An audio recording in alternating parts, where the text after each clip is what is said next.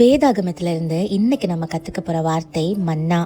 இஸ்ரவேல் ஜனங்கள் எகிப்து முதல் கானான் தேசம் வரையுள்ள பயணத்தின் போது தங்களுக்கு உணவு இல்லாம வந்தப்போ கர்த்தருக்கும் மோசேக்கும் எதிராக முறுமுறுத்ததா யாத்ராகம புஸ்தகம் 16ஆம் அதிகாரத்துல நாம் வாசிக்க முடியும். இப்போ கர்த்தர் மோசேக்கே ஒரு விஷயத்த சொல்றாரு, நான் உங்களுக்கு அப்பங்களை வானத்திலிருந்து வருஷிக்க பண்ணுவேன் அப்படின்னு. விடியற் காலத்தில் பனியோடு கூடிய இந்த அப்பம் வானத்திலிருந்து பொழியும். பனி நீங்கின பின்பு அந்த அப்பத்தை எல்லாரும் சேகரிச்சு வைக்கணும். அன்றன்றைக்கு தேவையானதை மட்டும் சேகரிச்சு வச்சுட்டு 6ஆம் நாள் மட்டும் இரட்டத்தனையா சேகரிச்சு வச்சு 7ஆம் நாள் அதாவது ஓய்வு நாளுக்காகவும் சேர்த்து சேகரிக்கணும் அப்படின்னு ஒரு இன்ஸ்ட்ரக்ஷனும் கொடுக்கறாரு. ஜனங்களும் அது போல சேகரிச்சு வச்சாங்க.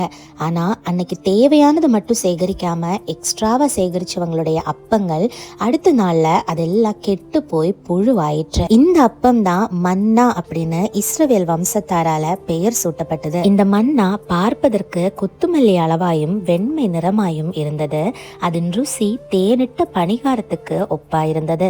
இஸ்ரவேல் ஜனங்கள் வாக்குத்தத்த தேசமான கானானின் எல்லைக்கு போறது வரைக்கும் 40 வருஷம் அளவும் இந்த மன்னாவை புசித்தார்கள். புதிய ஏற்பாட்டு காலத்தில் வாழும் நமக்கு ஜீவ மன்னாவா இருக்கிறது ஏசு கிறிஸ்து தான். அன்னைக்கு இஸ்ரவேல் ஜனங்கள் வனாந்திரத்துல மடிந்து போகாம இருக்க தேவன் அவர்களுக்காக வானத்திலிருந்து ஜீவனை அருளும் அப்பத்தை அளித்தார்.